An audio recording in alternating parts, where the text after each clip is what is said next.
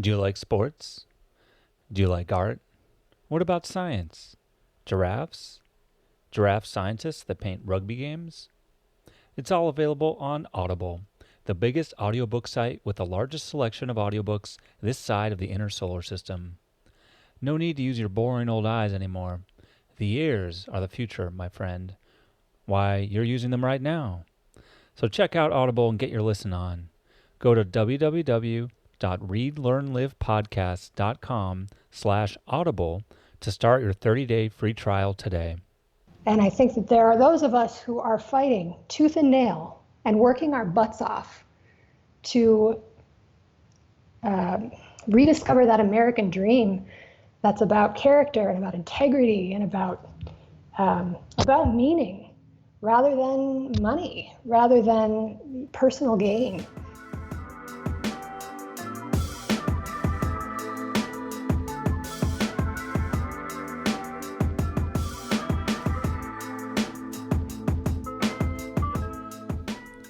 Hello and welcome to Read, Learn, Live, the podcast about improving yourself through literature. I'm your acclaimed host, John Monaster, and I'd like to welcome you to episode 42, the one about the meaning of life.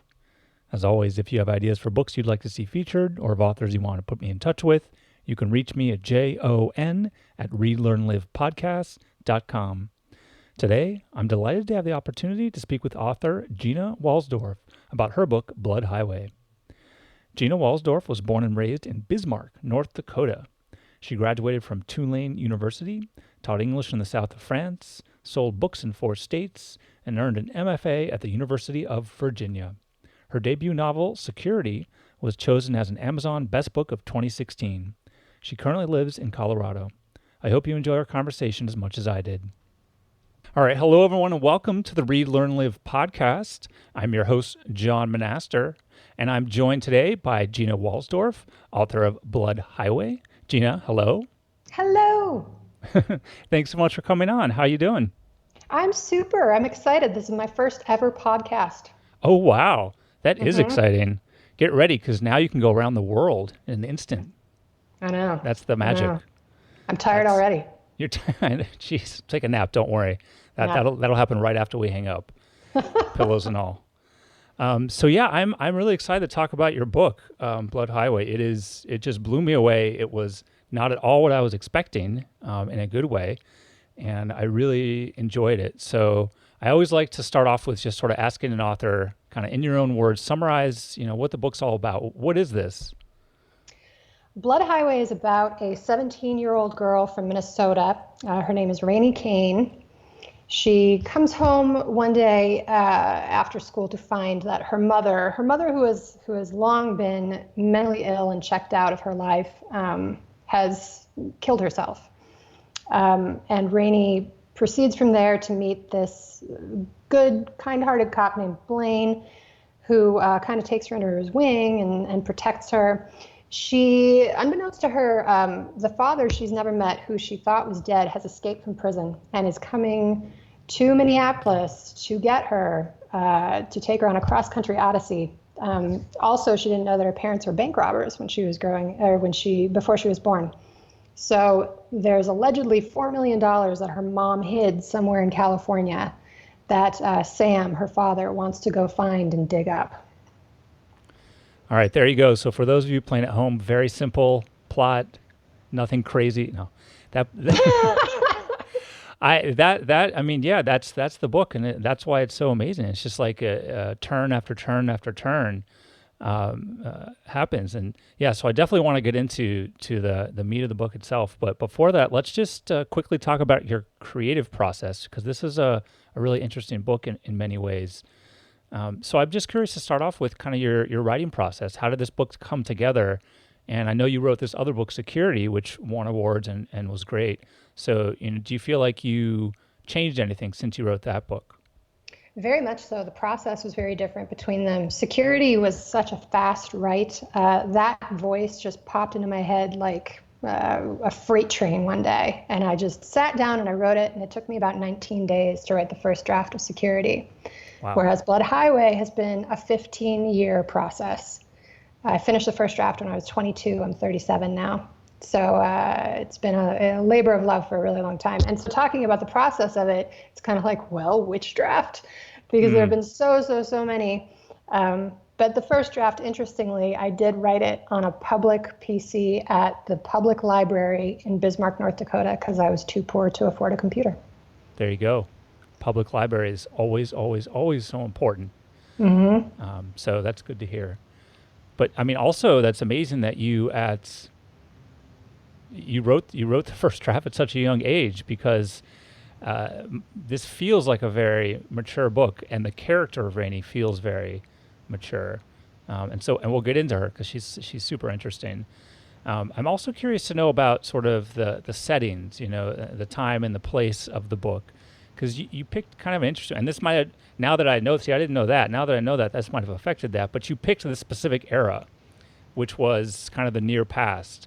So now that I'm hearing that, you may have just been writing it to take place in the current time period, but it's interesting now because to read about flip phones and cigarette smoking just being okay everywhere, it feels very different. So maybe talk about how things were when you wrote the book versus how things were now, and how that kind of dated. And I was told, I was asked several times by several different people, my agent, my editor, everybody kind of piled on and said, well, does it have to be this time? Does it have to be this time? And they didn't insist. They were just, they said, you could make this current so easily, which I was aware of. But there were a couple of factors that stopped me. One was that's when I was a teenager. And so I knew the slang. I knew how they talked. I knew those phones. The culture of adolescence, I think, has changed so much, even in the past 15 years between when I was a teen and now. And I think it's so online now, and it's not something that I'm really, like, that's not a culture I know. So I wanted to leave it back then. I didn't want to, make Rainy such an alien presence in her own teen culture and say, oh, she just doesn't text. Right. That doesn't work. Yeah. That makes a lot of sense. We're I think about the same age, and I also would have no idea what kids are doing these days and what the slang is and what probably secret apps they're using that none of us are even aware of. So that makes sense. The book takes place in Minnesota, or at least it starts in Minnesota, and you lived in Minnesota. So was that kind of the big decision there, and how much did you have to go out and do extra research? Were a lot of the places just sort of places you knew and were familiar with? How did you figure out the setting? Hilariously, I have no sense of direction whatsoever. I lived in Minnesota for 5 years, man. I still can't navigate it for a damn. My friend Danielle would draw me these maps. And you're thinking, oh, yeah, sure, a map. No, it was like those maps you get at Disneyland with like pictures of things. And that's the only way I could navigate Minnesota. And it's still the only way I can navigate Minnesota. Minnesota's super complicated. Really? Lots of highways, just everywhere. The maps sound fun, though. I kind of want to see the maps now. Right? I think wow. so. They're adorable. Okay. There'll be a collectible. Exactly. And fortunately, my copy editor was wonderful at saying, hey, Gina, I don't think this exists. Hey, Gina, check this location again. And I would go to Danny and say, hey, does this exist? And she'd be like, no. Those are parallel streets. That just came up, yeah. Yeah, exactly. Those do not intersect. So it was a fun corroboration. Yeah. She's in the acknowledgments, definitely.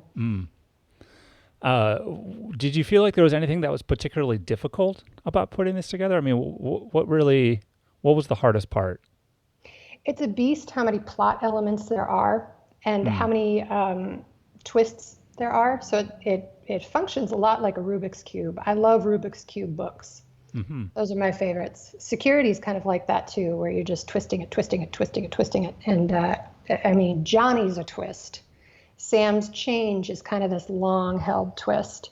The ending is a twist. So I love that consistent shifting, but that's a beast. It's really, really hard to execute it.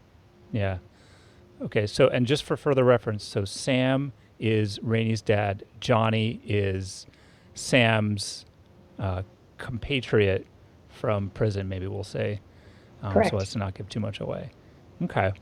And so the last part, I'm kind of curious the extent to which you're personally connected to this story, or really kind of where the genesis was of this like crazy intense story. I mean, it sounds like it's right out of, a movie or something just crazy like that. Where did this all come from? How did you decide that this story was one that you had to tell? It came from my parents' divorce, actually. They split up when I was 19. And overnight, it felt like my family just ceased to exist. It was not a functional situation at all. We all just kind of splintered off and went our separate ways. And I had a really difficult time accepting that, processing that, making sense of that, making an order of that, because that was something that I had been brought up to believe would not happen. Your family is inalienable, your family's always going to be there. That was what I'd been raised to believe, and to have that just yanked away. I always likened it to a beautifully, set table, and somebody yanks the tablecloth out from underneath and everything wobbles. And that was my life for the longest time, everything wobbling. Yeah. Yeah, my parents also got divorced right around when I was finishing up high school, so it's that same sense. And I'm the oldest of four, so I still, it just boggles the mind to think about my sisters and brother, what it was like for them, at that time when they were much younger, still kind of developing. And pros and cons, because you went off to college, right? So Yeah. you didn't have a situation where you got used to it, where you kind of metabolized it as, okay, I'm here, and I can create this new thought process about my family. With me and my sister were both in college, like you. So it was something that we never created a new order with it. Yeah. Well, that makes sense, and that's intense, and it's always interesting to think about how sort of destruction leads to creation, in a lot of ways. So, all right. Yeah, well, in proud writer tradition, I created a character who had it like 100 times worse than me. yes, But exactly. I was looking at those same questions. Like, if you completely violate this this promise you made, if you completely violate this foundational belief you brought me up to believe, then was anything true back then? What was, what wasn't? Mm-hmm. So I made this character with parents who just had a totally different life than she was ever aware of. So yeah, that's a great segue, I think, to our hero, Rainy Cain, who just from the start of it, you can tell just lives a very different life than most of us probably. I mean, the beginning of the book, her life is just kind of shrouded in mystery and lies. She's lying to her friends about what's going on. She's lied to get transferred to a different school. She has to, it's just kind of a crazy life. And so, what is she all about at the beginning of the book? What is it what's really driving her? How has she learned to deal with kind of her state of being at that point? So that's where setting it in the Midwest was part of my logic, because one of the ideals of the Midwest is normalcy and is fitting in and not sticking out. So that's a big piece of what she's trying to accomplish, is to not stick out, is to seem normal, is to fit in. And she's created this persona, and she's created this cover story that she's mastered the art of not overdoing it, not underdoing it. It's very, very calibrated. She's a masterful liar, or she thinks she's a masterful liar, until she's exposed to somebody who really is a masterful liar. Yeah, and especially at the beginning of the book, she's got kind of these other friends that, they've formed their own group because they're not part of all the other groups. And you use that idea of floaters, which I hadn't heard, but sort of kids who raise themselves. And what is that life like for those kids, and how does that by that notion kind of take them into adulthood? What does that do to someone's psyche when they just have to deal with life on their own? You learn every lesson the hard way. Just about every lesson you learn by screwing up and getting smacked down for it as hard as the world can do. And I think one effect of that is in adulthood, I have massive authority problems. I really, really don't like being told what to do. I've gotten better, but especially in my 20s, somebody saying, I'm higher than you in this hierarchy that we're existing in, and so you should do what I tell you to do the way I'm telling you to do it. And my reaction was always, why? How did you get here in this hierarchy? Explain that to me. Earn my respect, and I will do what you tell me to do. But I will not automatically respect you, because that's what a parent is. A parent is automatic respect. A parent is that person who's above you and who's supposed to offer guidance. And so if you don't have that, it's hard to have faith in that later. Mm-hmm. And Rainy is definitely that. And it's almost amazing to me how many times throughout the book she's able to sort of tear people apart. You know, she's very perceptive, and she's really able to understand what drives people, what motivates people, and how to get what she wants from that. How can we learn and grow from that? You know, not necessarily trying to, manipulate people, but just, how can we get better about interpersonal dynamics? How has she been able to tease this out so well? Well, exactly what you just said. There's a huge downside to it in the fact that you do become very, very good at tearing people apart. You do become very, very good at what she's always trying to do is to see to the other side of what somebody's presenting to her. We have a genuine self, and we have what we present. And she always wants to see through to the other side of the presentation, and she's extremely good at it, but she's too good at it. And we see it through her eyes. So the problem is we don't know how accurate she's getting it. We don't know how right she is. It's first person, so we trust her, and she's saying, oh, this person's doing this or saying this because X, Y, Z. And what if she's wrong? Mm-hmm. She trusts her own judgment so much because she's the only person that she's really had in her life who she can trust. And that's the drawback. So contextualizing, getting out of that is really, really tough. And you have to trust other people. So I have people in my life who I can go to and I can say, this person said this, and what I heard was this. And I saw to the other side of who they are, and this is what I think they are. And I have people who can say, yeah, but what if they're this? What if they were having a really crappy day? What if they meant this? What if they were trying to be comforting?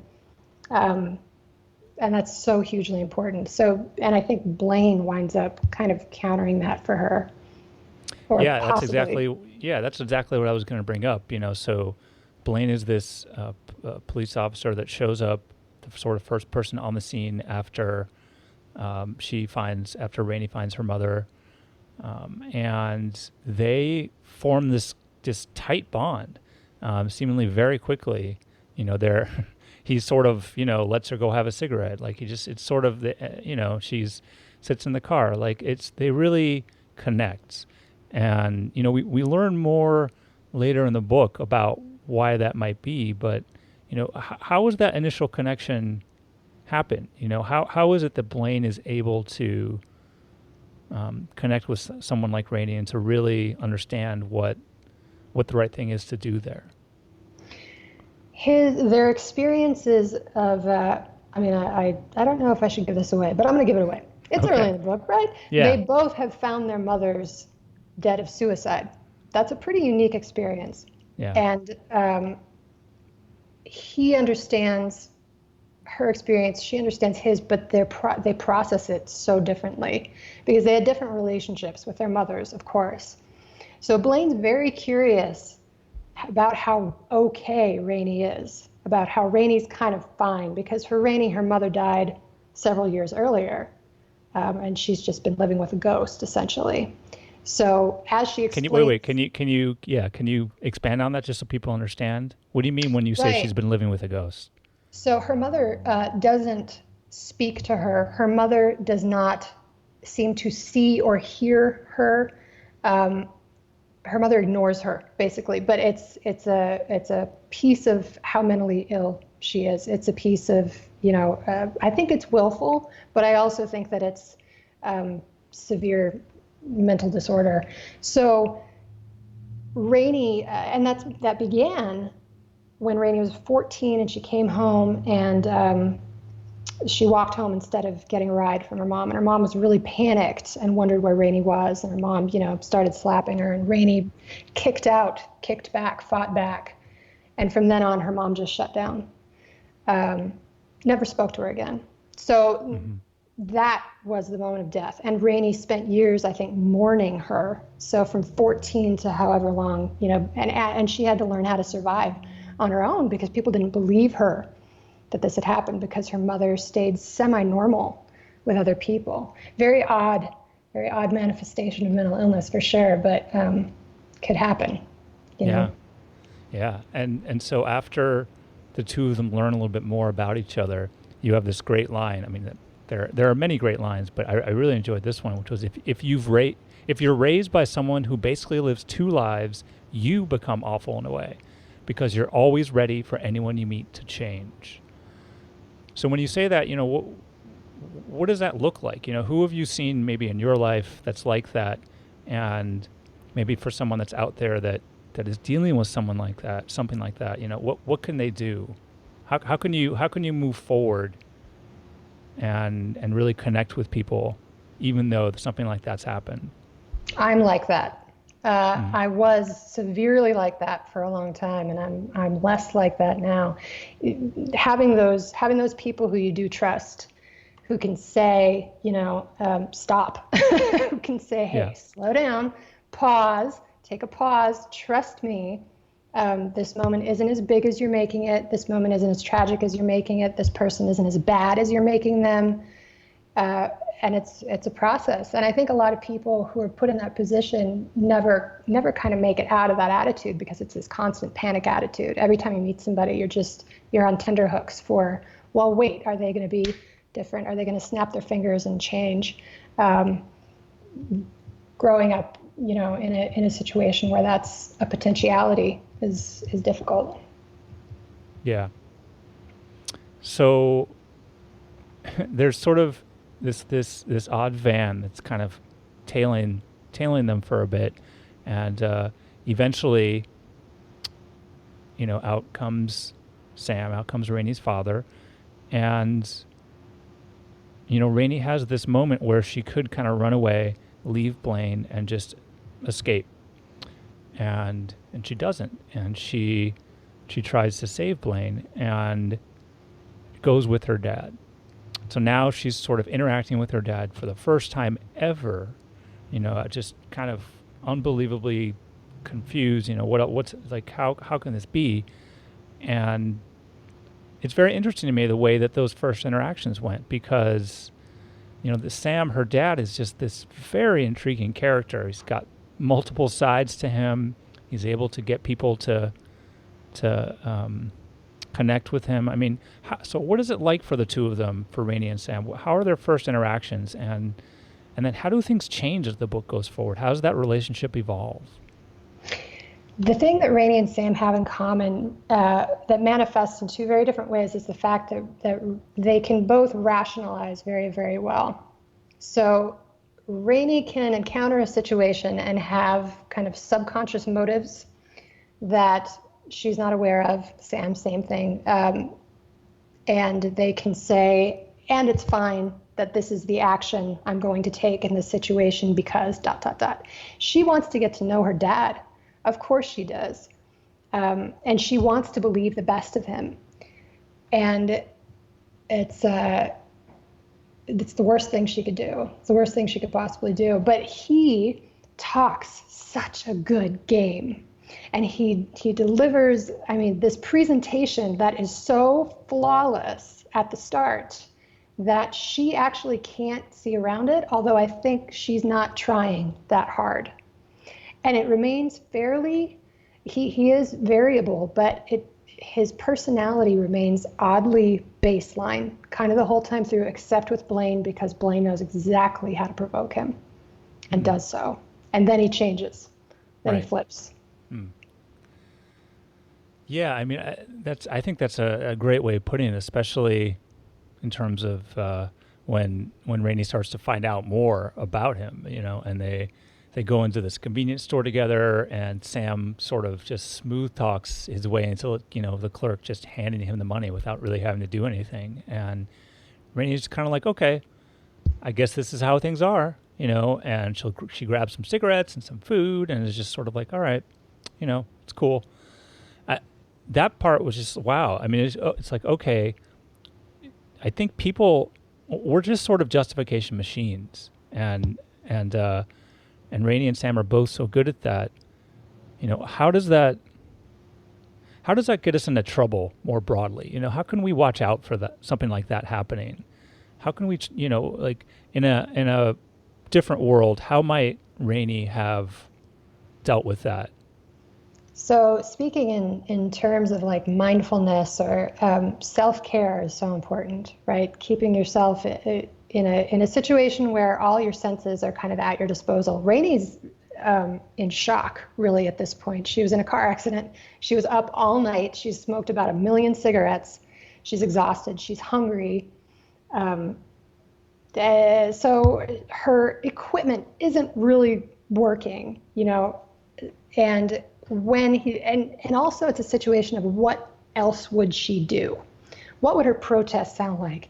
Hey, no, don't do it. Right? He's got a gun. And also, again, he talks such a damn good game. And he's really kind of speaking her language, justification-wise. Like their dialect for rationalizing what they do is so similar that as she says later, he more like robbed Harvey, and I'm making air quotes for the listeners. And I think that's exactly right. I think that's how she sees it. And he actually does leave Harvey's cut under the freezer.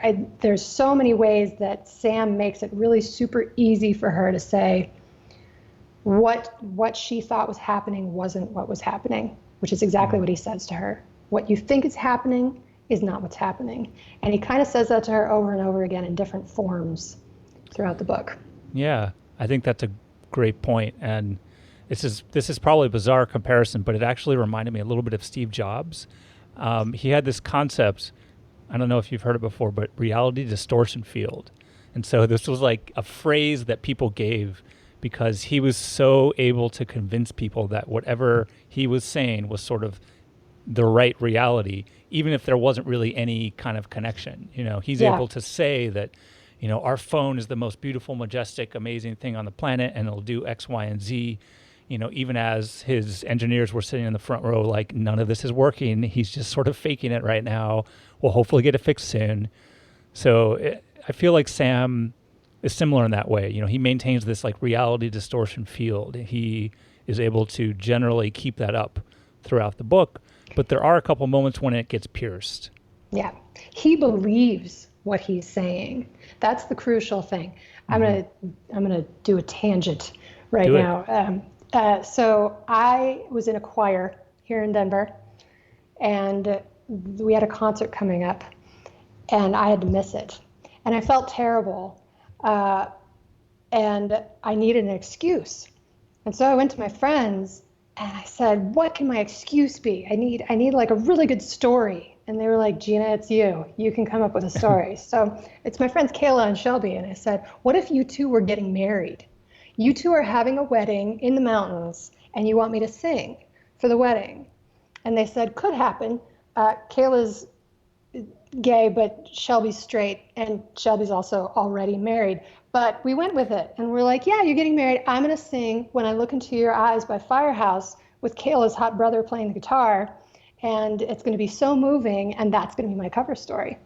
And I delivered this lie so smooth, just smooth as a baby's butt, because if I think of a story that's good enough and detailed enough, I at least 75% believe it.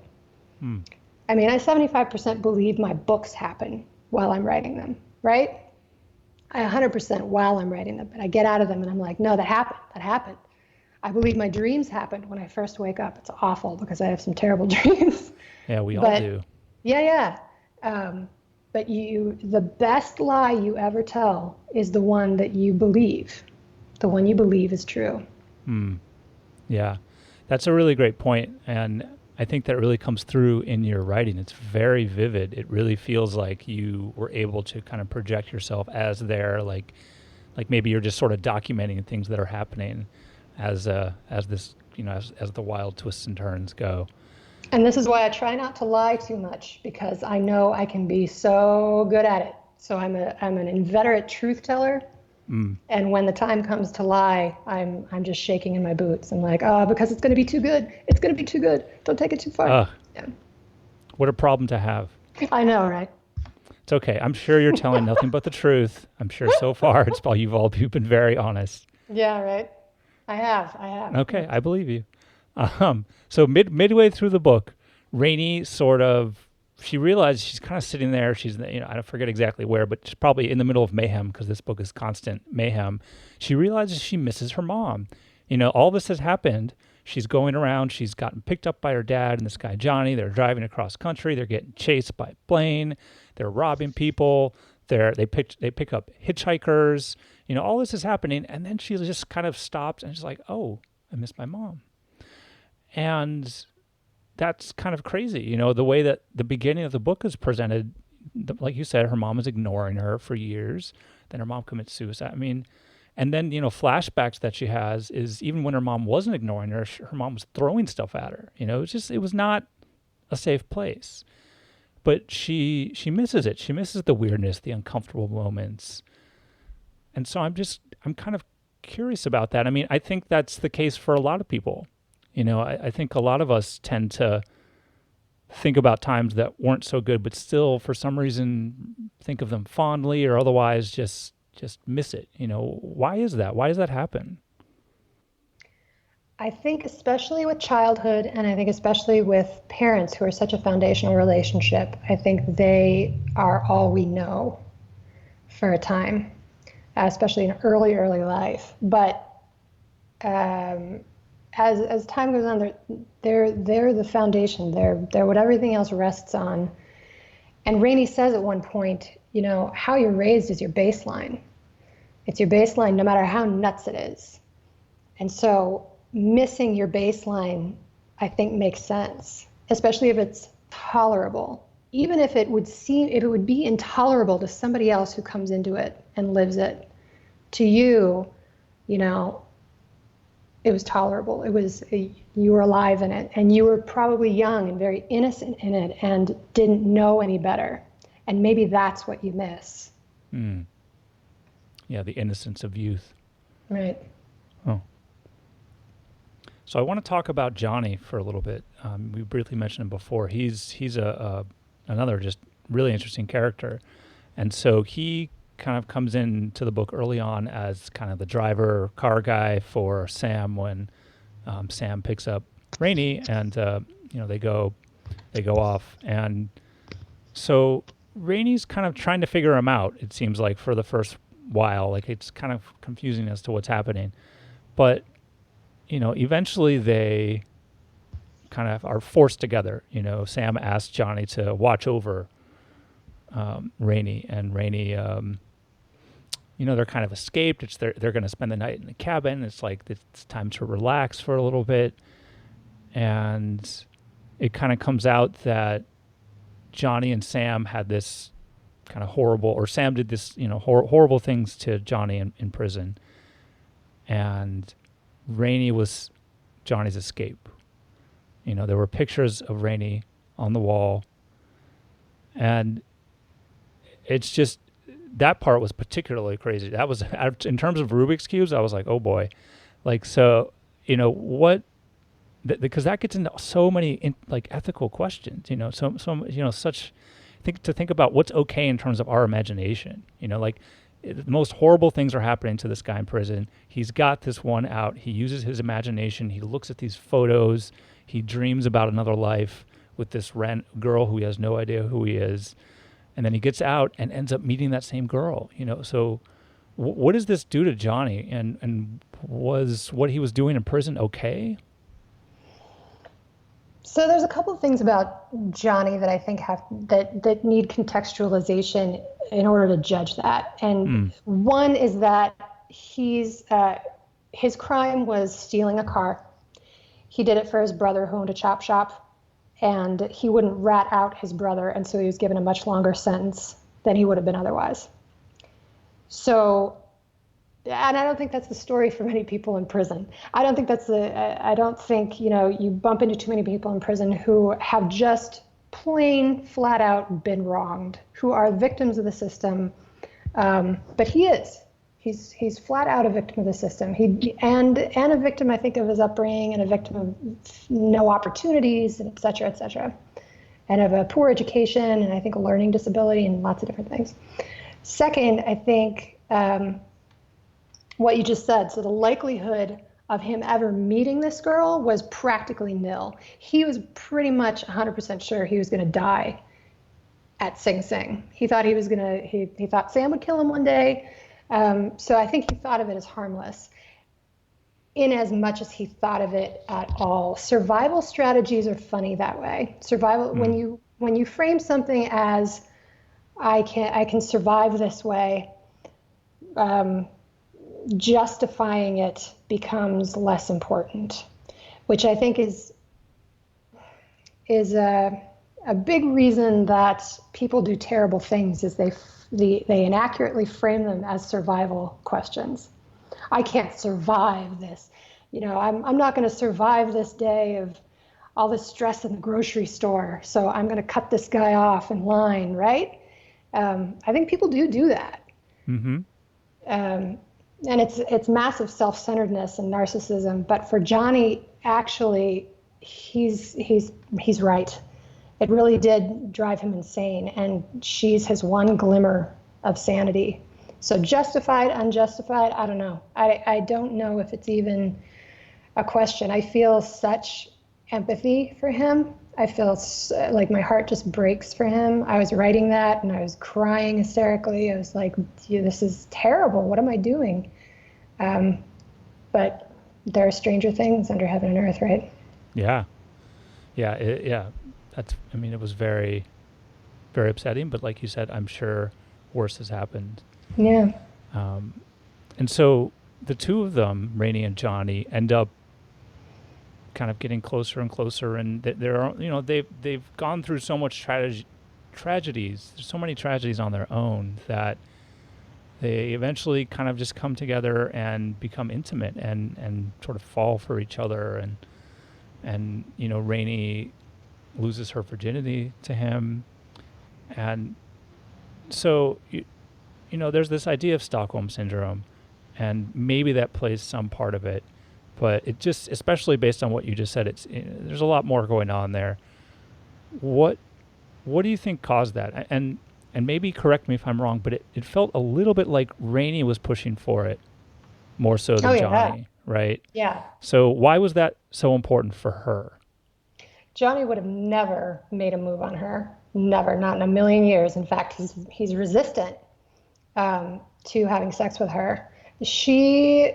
And they have sex before she knows his story, before she knows anything about him whatsoever. So a couple things. He's gorgeous.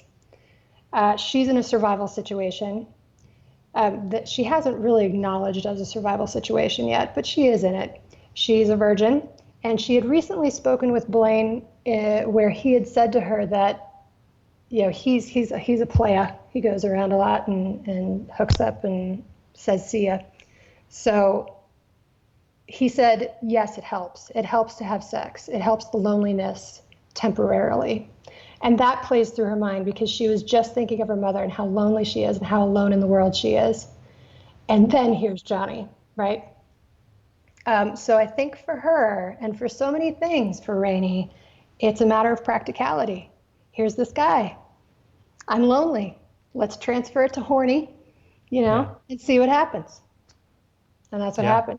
But I think it's great that she's a total failure at casual sex, because then he says, and I've loved you my entire life. And yeah.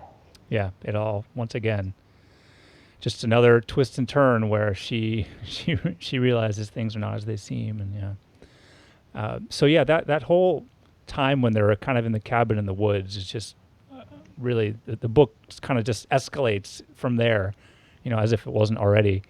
And so they picked up these two girls, these hitchhikers, and eventually they sort of try and escape or flee or steal the car or whatever, and Rainy goes out and tries to stop them for whatever reason, and kind of knocks. I forget exactly the sequence of events, but Rainy kind of helps to stop them from what I remember, and then they end up getting killed. She sees them die. She sees them get shot by Sam, and she's a little. Well, she's not a little. She's crazed by that, and Johnny kind of asks her to just faint or whatever. But I mean, that sequence of events was. I read it several times, trying to just parse through, like, oh boy. I mean, what does that do to her? What would that do to anyone, knowing that you helped make that happen? It awakens her to the reality of her situation, for sure. She's not cavalier after that about her situation. She's not, or at least not in a way that's genuine and sincere. She uses humor after that to kind of stay afloat, but she's never like, oh, I'm fine, after she sees them die. But I think more widely, seeing death makes it real to you. Americans particularly, we have a really weird relationship with death. We're fascinated by it. We have all these TV dramas where there's a dead body, right? But we know it's an actor. We know it's an actor with their eyes shut and with maybe a little blob of blood, a little right there, like not much of it. That's not what death actually looks like. It can be what death looks like, but it's more than that, and it's terrible. I was an intern in college with the head homicide screener at the district attorney's office in New Orleans, and one of the things I did was look through files. Like, she'd give me files to just look through and be like, so this is my job. And I was looking through this one where this guy got shot in the back of the head and the bullet exited his eye, and so his eye was coming out of the socket, and that's the photo. And I was like, well, that's what death actually looks like. It's actually far, far grosser and far realer than you would think, than we would think, given our video games, given our TV and our movies, given how all that stuff works, where we think we get it. Mm-hmm. Rainy thinks she gets it. It's not an accident that as she's making eye contact with Legs, she thinks at her, look, this is just a bad episode of CSI. That's all this is. This is a bad episode of CSI. You're going to be fine. And I think part of her is just like, no, yeah, I believe that too. Let's believe that too. Yeah, she's trying to tell lies that she can believe in. Right. So I don't want to give away too much of what happens, but I do want to mention at the end that she finds this money. After all this, there's much more madness after that is crazy. But she finds this money eventually, and then she burns it. She decides she's just not even worth it after all that. What would lead anyone to do that? I feel like you ask anyone on the street, given the situation, even if you prefaced it by saying there was murder, mayhem, and death all around you before, during, and after, would you take the $1 million, $2 million, $3 million? I think, abstractly, most people would say yes. So what made her here concretely decide not only to not take it, but to make sure that nobody else would ever have it again? I think because she is not in an abstract situation, she is in a concrete situation, and she's cold. And she also thinks to herself, oh yeah, all the things this could buy. I could have throw pillows. I could have Guess soaps. Hooray. And then she thinks, sure, what are you going to do? You're going to pick it up and you're going to drag it. You're going to bury it again and come back. You're not coming back. She's pretty sure she's going to die in a similar vein to Johnny, right? She's pretty sure she's done. She's very injured. She's very altered. And she looks up and there's her dad, right? There's Sam, for whom this was the priority. The money was never Rainy's priority. Rainy didn't really even believe the money existed. Neither did Blaine, right? And here it is, and it's in front of her. And and her father's over there, and he's still reaching for it. Not for her, for this cash. And she burns it about 95% in beautiful Rainy fashion to stick it to him. Even though he's dead, to just be like, you want it, come and get it. It's on fire, right? Yeah. So after all that, Rainy makes it.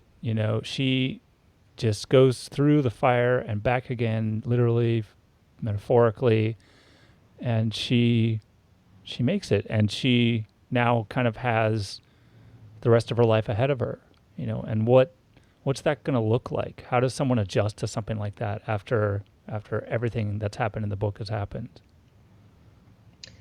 I don't think she ever achieves a type of happiness that anybody outside of her would regard as happiness.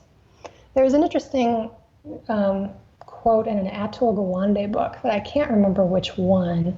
But he says, a happy life is often empty, and a life full of challenges and suffering can be very meaningful. So I think her priority becomes meaning. I think her priority becomes, if I can't be normal, if I can't be happy in a way that other people would recognize as happy, I'm going to, you can take your suffering and you can take your pain and turn it into something beautiful. People have been doing it for, as long as human beings have been cognizant. So yeah. I think she finds a way to do that. I'm not sure what way, but I think she finds a way. That's kind of what I had prepared. I always like to ask, though, is there anything else that you hoped people would get from this book? Lessons, ideas, dreams, anything that we haven't talked about? I would say in terms of millennials, I would say in terms of that, my generation, that was brought up being told you can be anything you want to be.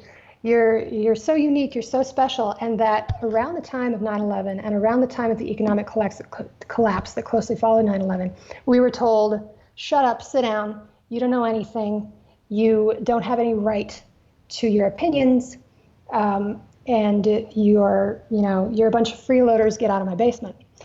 And I resented that then, I resent it now, and I wanted to write a book about a millennial who is flying in the face of all of that. And I think that there are those of us who are fighting tooth and nail and working our butts off to rediscover that American dream that's about character and about integrity and about meaning rather than money, rather than personal gain. And also Fleetwood Mac rules. Okay. Those are the big takeaways. Those are the big takeaways. I agree with all of them wholeheartedly. Very beautifully said. Thank you. So what else is up? So I know you're riding this wave. I'm sure you've got all the interviews and publicity happening for your book. And by the way, the book comes out, is it written here? What date? August 7th. Correct. So just very shortly get your pre-orders in. But what are you thinking about? Do you have anything you're already kind of working on, playing with? What are you thinking about next? I gave my agent a short story collection, so she's reading through that. We'll see what she says. And I'm about 2/3 through another novel. It's a thriller. It's a more staid thriller. It's about a girl's disappearance from a summer arts camp, and it's really working. It's a very difficult structure. But I'm bound and determined to pull it off. Good. I'm sure you will. I can't imagine a more difficult structure than Blood Highway is. Have you read Security? That's a more difficult structure. No. Okay. I will. I know. I was looking into it. I was like, that book was interesting too. I actually will. All right. Well, I want to do a quick thunder round. I'll ask you some fun questions and then we'll call it a day. Sound good? Okay. Sounds good. Okay. Let's go. What's your favorite food and/or drink? Tiramisu. Even when tiramisu is crappy, it's good. It's just that combination. I had this friend who made it once and it was like soup because nothing congealed and we were just eating out of bowls like tiramisu soup, if you will. Tiramisu, and it works. It did. Done. That could be your solid and liquid. Okay. Where is your favorite place you've ever been? Anything by the ocean. Any Yeah. oceans in particular? Any beaches in particular? Oh man. Uh, I loved Waikiki. Is that Hmm. a totally stock answer? I loved it No, there. That people was go there beautiful. for a reason, I had a right? I massive mean, life epiphany on Waikiki Beach, and I've loved ooh. it ever since. I actually wrote kind of a short travelogue when I was there too, and that was kind of the longest piece of writing I've ever written. So yeah, it's very inspirational. It is. All right, last question. If you could wave a magic wand and change any one thing, what would it be and why? I would not. I would bury the wand. I don't. I Mm. wouldn't. I would be thinking of monkey's paw in my head the whole time, or butterfly effect. Change one thing, change everything. And this is not a perfect world by any means, but it's the only one we have. And I would not trust myself to know the right way to fix it. Mm. Possibly the most responsible answer I've ever gotten to that question. Oh, So thanks. very thoughtful. I would make all food tiramisu. I almost said Okay, that. all So right. I know, I thank know. It's a God. close second. If you had a second magic wand. All right, Gina, this has been great. The book is Blood Highway. Gina Wohlsdorf. It is out August 7th. It is amazing in case you haven't figured out, and beautiful to read, and I highly recommend it. Thanks so much for coming on, Gina. Thank you, John. Thanks so much for listening to this episode of Read, Learn, Live. If you liked it, tell a friend and subscribe on iTunes and Google Play. If you hated it, tell a friend and subscribe on iTunes and Google Play. And so it goes.